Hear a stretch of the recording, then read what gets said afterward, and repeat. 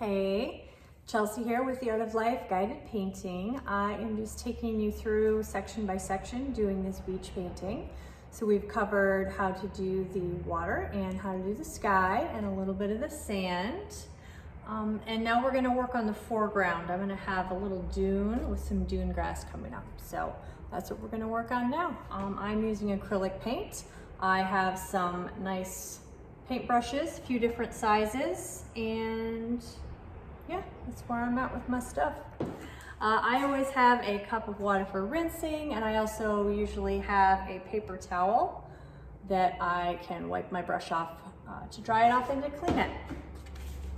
All right, so I am using a burnt sienna right now, and then I also have some white paint on my palette. And I am going to actually lift my canvas right up on the rail of my easel here so I can get this bottom edge. Sometimes it's tough for me to angle in there. So I'm going to start by darkening up this corner just a little bit. Then without rinsing off my brush, I'm going to dip it in the white paint. And I'm just going to add a nice dune swooping down a little bit. So I'm going to start just above the edge of the water here, and I'm just going to make my line with the white. And I'm just going to smooth this transition out over here, right? Maybe even just add a few highlights so that it blends nicely. So even though I'm just using white up here, you notice down here it doesn't look as vibrant because it's actually mixing right on your paintbrush. It's doing the blending and all the hard work for you. Yay, paintbrush. All right, so just adding a few of these little highlights in here. Softening this up. I'm gonna put a little bit more brown on my brush. I haven't rinsed my brush off yet, so I've got white and brown on there still. And I'm gonna go right over this line, right here. Nice and slow and careful. And what you're gonna notice is that it blends with the white paint, and this is gonna give us the highlight at the top of our hill. So where the sun is shining down, on the top of this paint, on top of this dune here. Put a little bit more where the water is, just to kind of cover that up a little bit.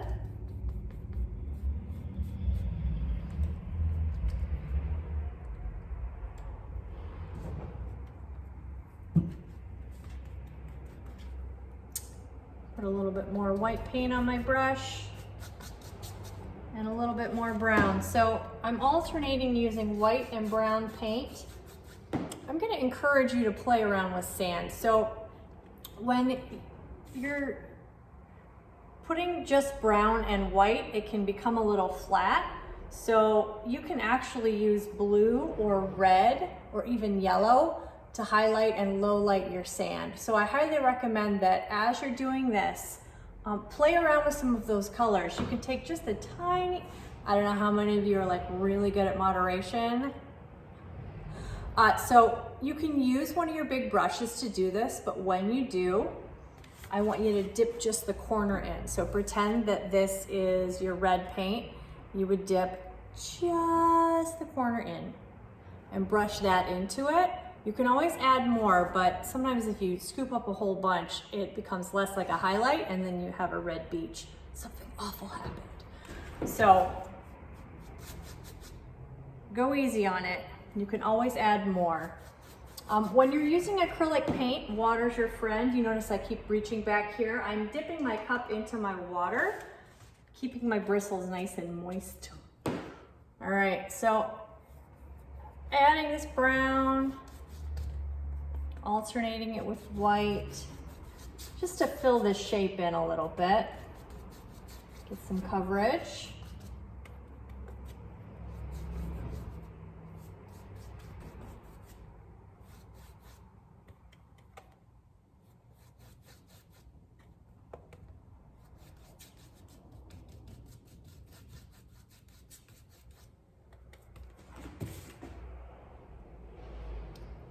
go over this again, blend it in. And we are ready to add a little bit of dune grass. Now, it's up to you what color you want your dune grass to be. I'm going to take advantage of this dark spot that the water has left us. For me, a little bit of the blue is showing through, and so it's going to act as a shadow. I'm all about using things on the canvas to your advantage. If you already have a place that, because of the layering of your paint, is kind of shadowy, it's okay to use that. If you have no idea what I'm talking about, that's cool too. Just watch, you'll see. All right, so I'm gonna put this one in my water, and I'm gonna get out a slightly smaller brush. This is a 1/4 inch flat brush. This is my friend, it's my favorite brush. A lot of people like to do grass and other things with the round brush, and you can do that as well. They both make really nice marks. I will demonstrate with both, but my heart lies with the 1/4 inch flat brush.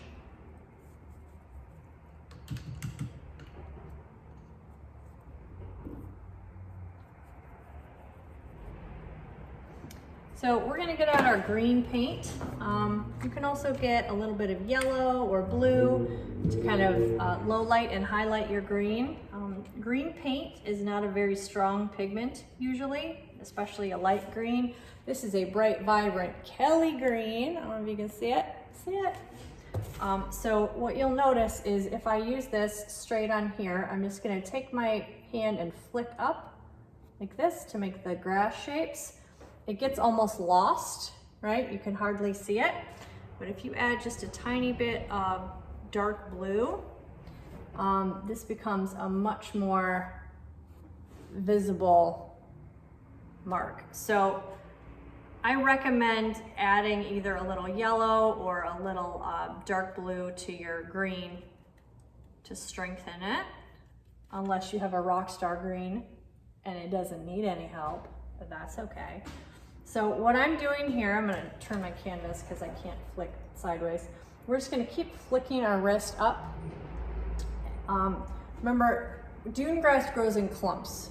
So you're gonna start from one central spot and go out and then do another clump, right? I'm going just to the inside of the rise of this hill. Let me get see it. So I'm starting just below the edge there, my little clumps of dune grass. Now remember, not all grass grows straight up. Some goes left, some goes right. So as we're doing these, remember to move them to the left and to the right.